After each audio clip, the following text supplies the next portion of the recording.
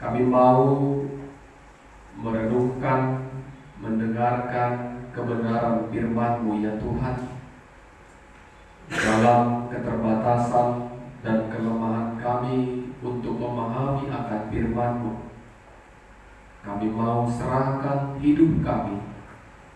Ketika kami mendengar dan memperdengarkan firman-Mu, Roh Kudus Tuhan pimpin hidup kami. Dalam nama Yesus kami berdoa dan bersyukur kepada Tuhan. Amin. Shalom. Shalom. Terpuji nama Tuhan. Bapak Ibu, boleh dihantarkan Tuhan ke rumahnya yang kudus ini. Kita mau disapa oleh kebenaran firman Tuhan dari Markus pasal 9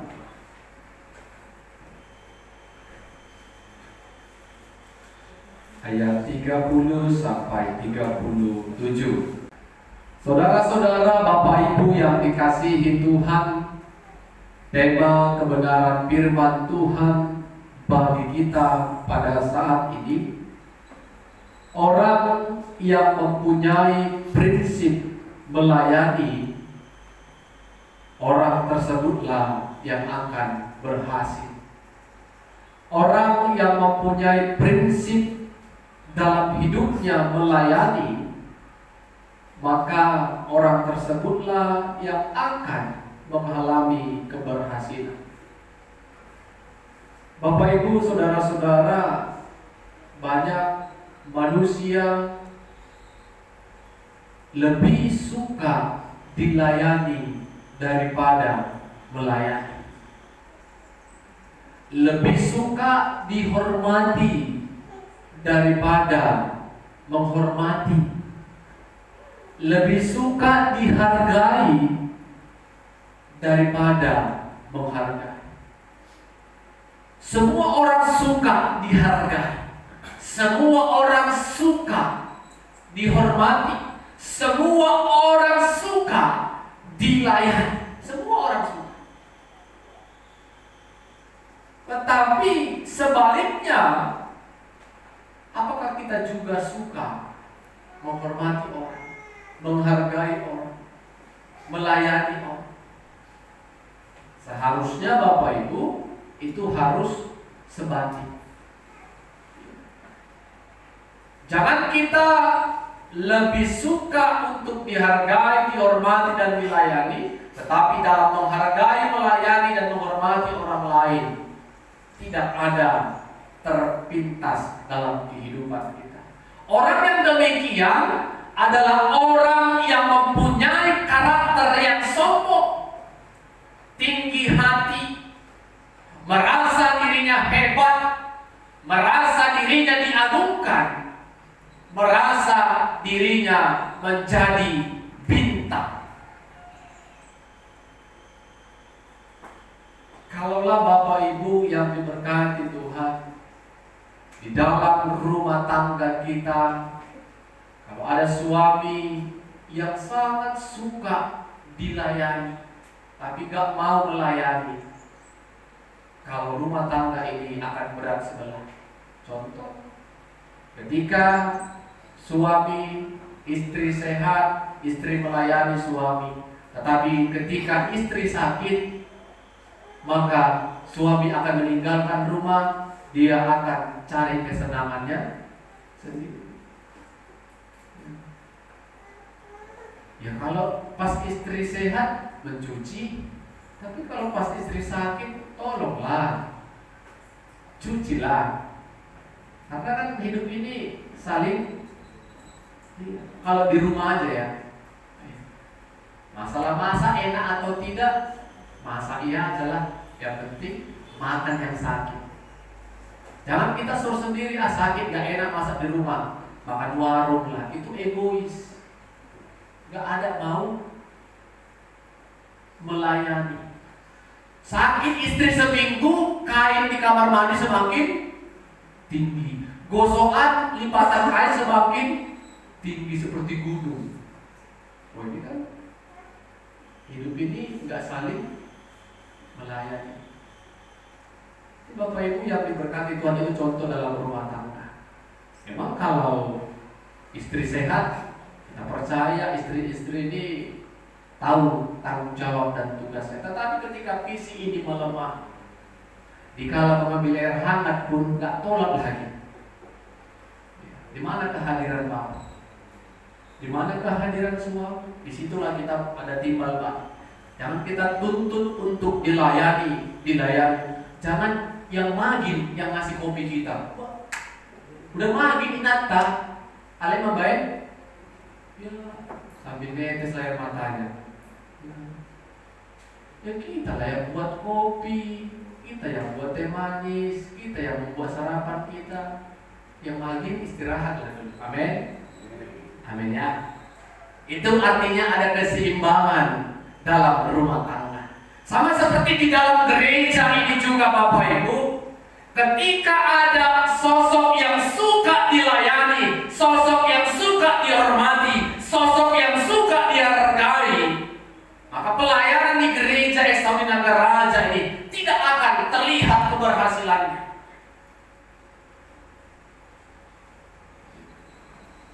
Suka kali dihargai, suka kali menonjolkan dirinya, suka kali mengakui dirinya adalah orang yang paling hebat.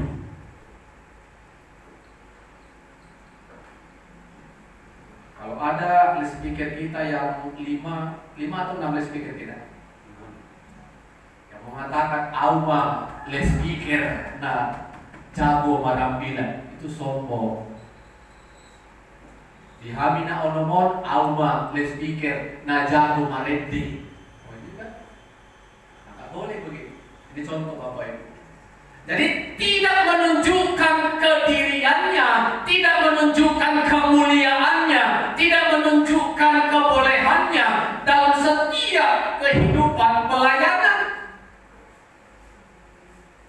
Kalau Bapak Ibu menghargai kami majelis, lay speaker dan pendeta, maka kami juga akan memberikan pelayanan yang terbaik. Tapi sebaliknya, kalaupun Bapak Ibu tidak menghargai kami pelayan, kami juga harus melayani Bapak Ibu. Karena itu yang dikatakan Yesus, aku datang bukan untuk dilayani, tetapi untuk melayani. Tetapi Bapak Ibu, hidup di dunia ini pasti ada saling menghargai, bukan? Saling menghargai. Saling menghargai. Ketika setiap pribadi yang ada di tertulis katanya di Estawi Nagaraja ini, kalau ada orang yang paling mengatakan hebat dirinya, disitulah akan terjadi kegagalan. Contoh, Pinang Jonathan atau Molodang Alaniau dan ada mengajar sekolah itu sombong. Tetapi marilah kita sama-sama terbeban.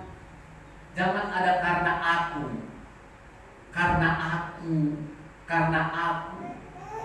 Jangan. Semua yang kita kerjakan dalam pelayanan gereja bukan keakuannya yang mau kita perlihatkannya, bukan kemuliaan kita yang mau kita tonjolkan, tetapi kemuliaan Tuhan. Amin. Saudara-saudara, ini yang menjadi teguran keras Yesus kepada murid-muridnya. Ketika Yesus sedang mengajar kalau Yesus adalah anak manusia yang harus mati, dibunuh, disalibkan, menderita, dan akan bangkit pada hari yang ketiga. Kita lihat respon murid-muridnya. Bukan mereka simpati, bukan mereka terharu, bukan mereka gelisah, tetapi mereka sibuk mempertanyakan siapakah yang paling besar di antara kita yang 12 ini. Lihatlah Bapak Ibu. Sudah Yesus menceritakan penderitaannya, kesusahannya yang akan dia alami, tetapi murid-murid sibuk.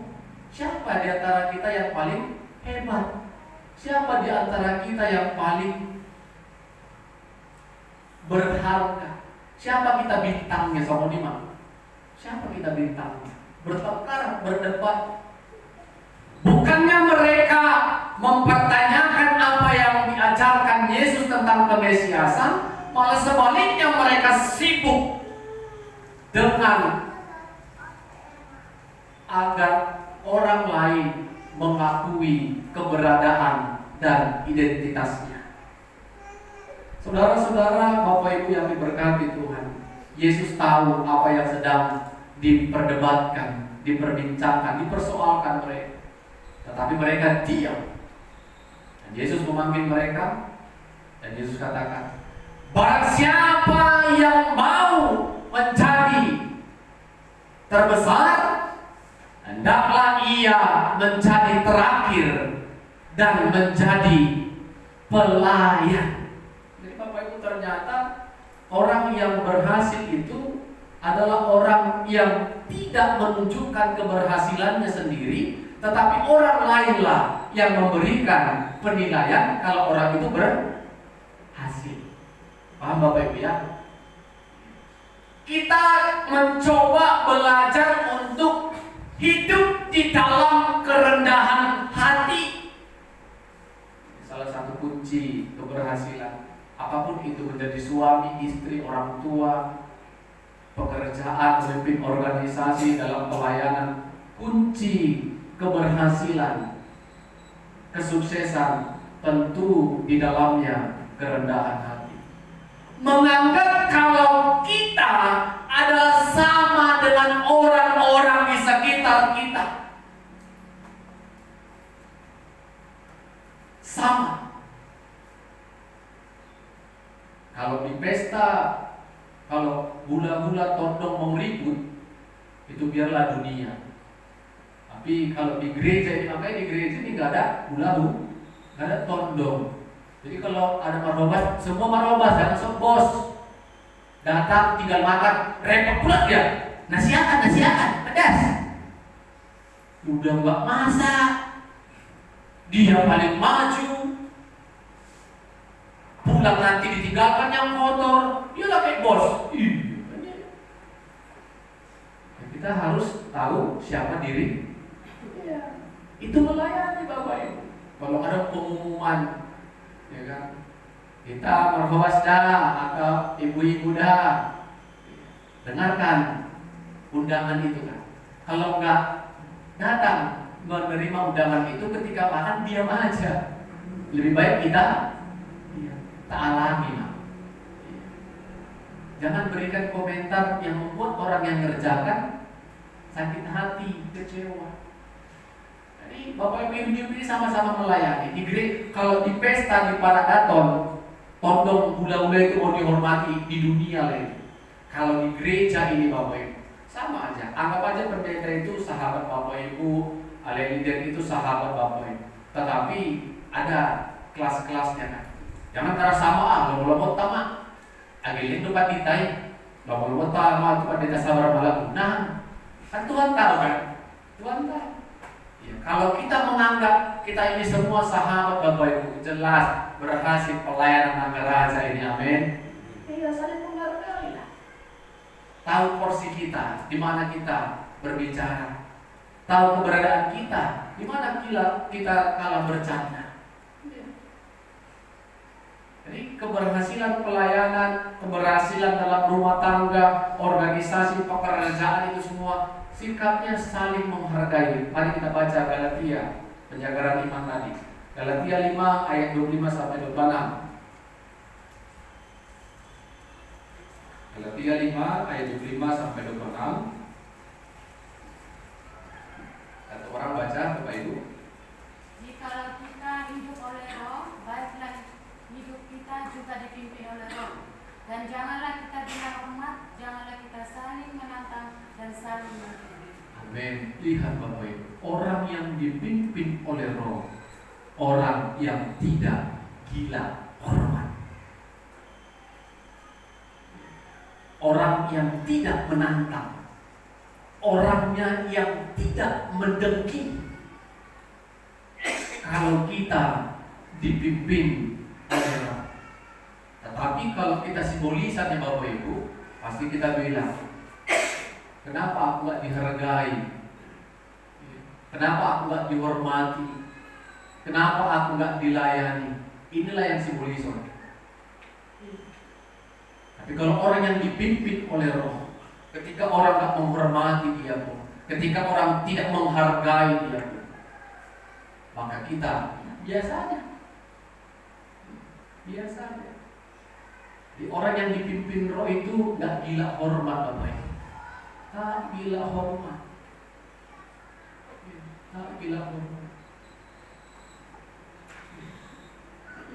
Ketika setiap pribadi Extraordinary ini memiliki kerendahan hati, yakinlah Bapak Ibu. Kenapa bangku gereja ini banyak yang kosong? Karena apa? Kita mau katakan, berani saya katakan, yang ada di kakak itu adalah orang yang tinggi-tinggi hati, tinggi hati Bapak Ibu. Gak mau datang ke rumah Tuhan, gak mau disapa oleh Tuhan, gak mau merasakan kehadiran Tuhan. Orang-orang yang rendah hati, dia tahu keberadaan hidupnya di dunia ini. Dia tahu apa yang dia terima dari dunia itu dari siapa. Jadi Bapak Ibu kembali, kenapa murid-murid bertengkar? Kenapa murid-murid berselisih paham, berdebat tentang siapa yang paling hebat? Karena mereka gagal paham tentang kemesiasan Yesus. Yesus itu menderita, mati di kayu salib untuk menebus dosa manusia. Jadi Bapak Ibu, kenapa kita tidak mau memberikan hati, waktu kita, pikiran kita untuk datang ke gereja? Karena kita nggak tahu betapa besar pengorbanan Yesus di kayu. Aku ke gereja karena aku telah ditebus Tuhan. Aku ke gereja, aku melayani karena aku telah ditebus Tuhan. Bapak Ibu, kita jelas adalah budak. Budak, orang yang hidup dalam dosa itu adalah budak. Tetapi budak yang telah ditebus melalui darah Kristus. Jadi karena kita sama-sama budak, maka tidak ada yang lebih dari di antara budak-budak ini. Sama di mata Tuhan. Sama-sama berdosa, sama-sama telah ditebus. Dan kalau itu sudah kita imani Bapak Ibu, gampang, gak terbeban yang melayani dan ke gereja ini. Gak terbeban. Enak aja deh, Jumat hari Minggu senang itu. Aku datang karena aku sudah ditebus oleh Tuhan. Aku datang ke gereja itu mau merasakan kehadiran Tuhan. Kalaulah semua jemaat Nagaraja ini ketika kami mempersiapkan firman Tuhan ini Bapak Ibu, kalaulah semua jiwa-jiwa yang ada di Exaudi ini merenung kalau hidupnya ditebus oleh Tuhan, yakinlah gak payah penuh gereja ini. Tapi kenapa? Kita gak ngerti motivasi kita ke gereja itu apa. Kita gak ngerti, gak paham kita, gak paham. Jadi Bapak Ibu harus paham Bapak Ibu ya. Kita ke gereja karena kita ditebus oleh Tuhan Yesus, amin. Jadi Bapak Ibu, apapun yang terjadi, karena Bapak Ibu budak yang telah ditebus, datang kepada Sang Penebus itu. Ada orang Bapak Ibu gagal paham dia karena gak paham dia Yesus menebus itu. Ada orang ini, mudah-mudahan gak ada Nagaraja ini. Ada mama-mama kalau gak baju baru gak mau ke gereja. Di sini gak ada kan? Kenapa? Artinya kepedean mama-mama ini beda. Kalau baju baru Ada kalau baju nak kisut, nak pusat atau main, mati mana? Ya kan? Jadi laku sampai bajumu inang, aman. Lak baru pe sarupa mah. Patuduh mah kita nak ditolus tuh. Amin. Ya. Apalagi kalau anak-anak, kenapa gereja nggak ada baju indah kan? Berarti ya, kalau di metode di sini kita lihatlah, nggak malah harus sepatu, mar kemeja dalam, mar kebaya, yang mana? Rohai do nadi paro, iya. Jadi, kita harus paham dulu. Kalau nggak paham kita di Bapak Ibu susah. Kalau udah paham kita ditebus Bapak Ibu, yakinlah papat perpuluhan itu tidak bolong. Amin. Yang gagal pahamnya kita ini. Ya. Kenapa papan perpuluhan mau bolong-bolong? Padahal berkat Tuhan tidak pernah bohong. Amin. Berani katakan itu Bapak Ibu. Berani. Iya. Karena kita nggak paham. Kalau sudah paham Bapak Ibu, enak kali ngomong iman di gereja. Kalau sudah paham. Tapi kalau sudah gagal, apapun yang diprogramkan di gereja ini sulit kita kerjakan karena kita gagal paham. Kita merasa bos, merasa so hebat, padahal kita budak yang telah ditebus oleh Tuhan. Iya, gagal paham. Kenapa sulit saya Bapak Ibu? Kenapa sulit mencari ganti Mahian ngajar sekolah minggu? Kita gagal.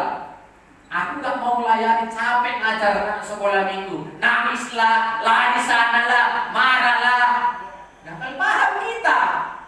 Jadi siapa yang melayani sekolah minggu? Ya kan? Ya kan? Siapa yang melayani sekolah minggu? Tanya nanti anak sekolah minggunya. Tadi hari ini ngapain? Tadi orang ini menggambar.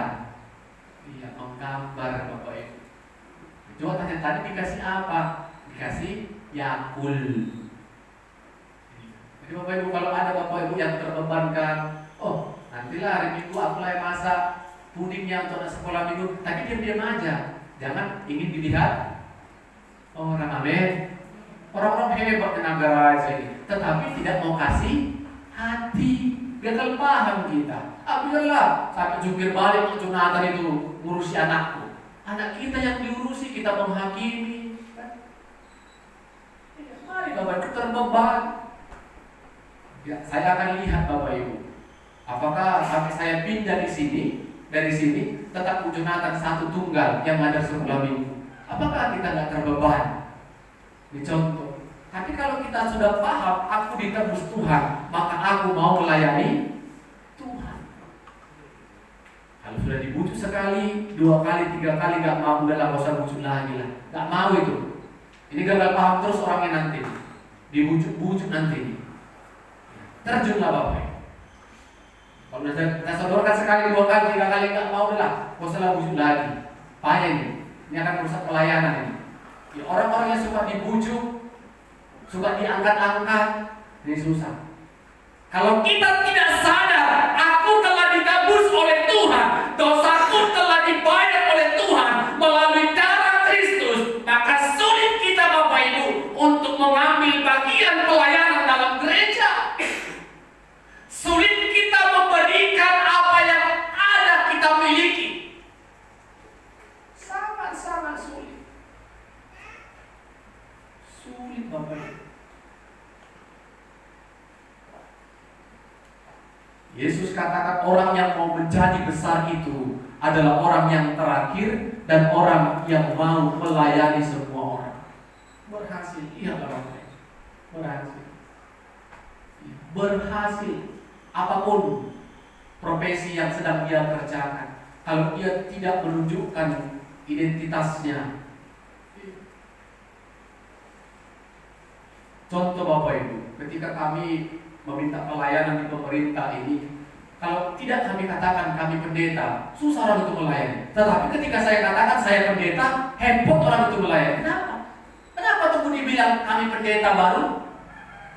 Ya, makanya kami tak pernah memperkenalkan diri saya pendeta. Kita lihat dulu, apakah mereka melayani. Tetapi ketika kita katakan pendeta, kenapa tidak dilayani gitu? Bapak Ibu lihat pernah di TikTok sebenarnya konten-konten lucu tapi kena dia. Preman, ada orang mencegat orang di dalam biasa aja, nggak so hebat, nggak pakai seragam. Tiba-tiba dia rampas dompetnya, ditengok angkatan, tunduk preman itu. Tapi kenapa tunduk? Melihat identitas baru orang takut. Kenapa Bapak? Makanya di pemerintahan kita sama-sama kita doakan. Kita tunggu lihat seragamnya, kita tunggu lihat pangkatnya, baru kita mulai menghargai orang. Jadi saya tidak suka Bapak Ibu menghargai saya karena saya pendeta. Artinya semua orang harus saling menghargai, cukup, selesai, cukup. Penghargaannya itu biasa aja, jangan berlebih-lebih. Oke, kalau ada orang yang mengatakan yang kami muliakan Pak Pendeta salah, yang dimuliakan itu jangan pendeta, Tuhan yang dimuliakan. Jangan pernah bilang dimuliakanlah bupati kami, camat kami mau ada kesempatan untuk harta. Jangan memuliakan manusia, Tuhan yang dipermuliakan. Mari Bapak Ibu yang diberkati Tuhan, kerendahan hati adalah kunci dari segala keberhasilan di dalam kehidupan ini. Tanamkanlah kerendahan hati, jauhkanlah kesombongan, jauhkanlah tinggi hati, jauhkanlah gila hormat dan gila dihargai. Kalau memang semua di tempat ini saling menghargai, maka semua akan hidup damai. Tetapi kita lah gak mungkin kita tuntut orang menghargai kalau kita tidak memulai dari diri kita. Contohlah kalau ke rumah sakit kita Bapak Ibu, kalau jemaat orang biasanya kita, bagaimana pelayanannya? Bapak Ibu lah bilang. Tetapi coba orang yang berdinas bawa yang kritis ini, wah sigapnya bukan. Tapi itulah, itu pergumulan bersama. Itu pergumulan bersama. Kenapa? Orang menghargai tunggu melihat yang datang itu siapa gitu. Tapi kita cobalah masyarakat biasa. Ya, tapi kita mulai. Kalau ada anak kita yang melayani pemerintah ini, ingatkanlah, layanilah semua orang yang datang kepadamu. Jangan pandang bulu, layanilah. Kalau siapa tahu kan Bapak Ibu anak kita ada aparat, ada PNS, ada pegawai di kantor, layanilah. Jangan tunggu melihat identitasnya baru kita ketar-ketir, takut. Iya. Siapa tahu kan Bapak Ibu ada rezeki kita, anak-anak kita berhasil, ingatkan mereka. Nah, tetaplah rendah hati ya. Siapapun yang menyapa engkau, siapapun yang menegur engkau, sapalah dengan baik. Jangan pernah jauhkanlah kesombongan. Semua itu hanya titipan Tuhan. Teruslah tanamkan. Jangan nanti saya ngomong gini Bapak Ibu anaknya ada yang sombong di pemerintahan. Jangan, amin. Jangan ya. Jangan. Layanilah. Kerjakanlah apa yang harus memang patut dikerjakan. Apa yang mau kita renungkan Bapak Ibu dari firman Tuhan saat ini? Yang pertama, harus kami ingatkan Bapak Ibu kembali. Sesungguhnya terus ini sudah kita pernah dengar. Tanamkan dulu dalam iman kita, Yesus telah menebus dosa. Jadi ketika Bapak Ibu tersakiti, tidak dihargai, difitnah, Bapak Ibu tidak membalik memfitnah dan tidak membalik, tidak menghargai. Karena aku telah ditebus oleh. Kalau orang yang telah ditebus Bapak Ibu, gak ada prinsip untuk balas dendam. Gak ada prinsip untuk balas dendam. Kalau dia sudah mengimani Yesus telah menebus dosanya, karena kita semua berdosa. Walaupun kita sudah ditebus Tuhan, cenderung melakukan perbuatan dosa pun karena kita tidak kuat, kita tetap terus melakukan dosa. Jadi jangan merasa ada sok hebat, sok suci, sok mulia, sok diagungkan. Jangan. Semua kita budak. Yesus telah menebus dosa. Dikatakan nanti Bapak Ibu sama seisi rumah kita, ayo marilah Di rumah ini semua telah ditebus oleh Tuhan. Sampaikan dengan lemah lembut, jangan pala kasar. Semua kita sudah ditebus Tuhan di rumah ini, sama-sama lah. Tapi kalau sebelum diimani kalau kita ditebus, yakinlah Bapak Ibu, capek kita ngajak dia ke gereja, nggak mau itu, nggak mau. Tapi kalau sudah tersentuh hatinya, Yesus telah menebus dosamu, ayolah datang ke gereja. Datang itu Bapak Ibu. Yang kedua Bapak Ibu, tetaplah tanamkan kerendahan hati ya. Ini pesan kami, pesan firman Tuhan Bapak Ibu. Tanamkanlah kerendahan hati. Orang yang rendah hati ketika tidak dihormati, ketika tidak dihargai, dia anggap biasa. Kalau Bapak Ibu mau terapkan di dunia pun terserahlah. Kalau Bapak Ibu tondong, kalau Bapak boru, nggak menghormati, karena Bapak Ibu mengenal firman Tuhan, kita harus biasa. Jangan kita tinggalkan pesta karena nggak ada tempat duduk kita tondong. Yang malu siapa? Yang dengarkan firman Tuhan hari ini Bapak Ibu ya biasa aja. Biasa aja Bapak Ibu. Itu menunjukkan kita ada kerendahan hati. Praktekkanlah. Kalau bisa kita mengubah dunia ini Bapak Ibu. Karena pesan Tuhan juga, jadilah garam dan Bapak Ibu, itu kan di gereja harus saling menghargai. Praktekkanlah di dunia Bapak Ibu, saling menghargai. Kalau Bapak Ibu tidak dihargai, ingat, jangan pernah sakit hati dan kecewa. Jangan pernah. Bapak Ibu, kalau kita berpikir tiap hari kita kecewakan Tuhan, bukan? Terus kita kecewakan Tuhan, kita sakiti hati Tuhan. Sudah minta ampun pun kita, besok kita ulangi lagi. Jadi jangan pernah. Ya, tadi kata Galatia, nggak boleh mendengki. Ya, nggak boleh menantang. Orang yang hidup di dalam roh itu adalah orang yang tidak gila hormat. Dan poin yang terakhir Bapak Ibu, dalam hidup ini tentu setiap kita memiliki keberadaan yang berbeda-beda. Keberadaan yang berbeda-beda ini tentu Bapak Ibu harus tahu. Jangan pernah Bapak Ibu mengatakan lebih berhasil anakku daripada tetanggaku, lebih berhasil kami daripada si anak. Gak boleh. Kita tahu harus keberadaan kita. Kita tahu keberadaan kita di tengah-tengah dunia ini. Kita harus tahu. Sementara. Kita hanya sementara. Jangan pernah mempertontonkan keberhasilan. Jangan pernah mempertontonkan kesuksesan. Jangan pernah. Kalau di situ kita mulai, di sanalah mulai bibit-bibit kesombongan di dalamnya. Biarlah orang yang tahu tentang keberhasilan kita. Bapak Ibu, ketika kita berhasil, ketika kita sukses dalam segala hal, usaha, pekerjaan kita, katakan sama Tuhan, Namamu lah Tuhan yang dimuliakan. Amin. Kita berdoa.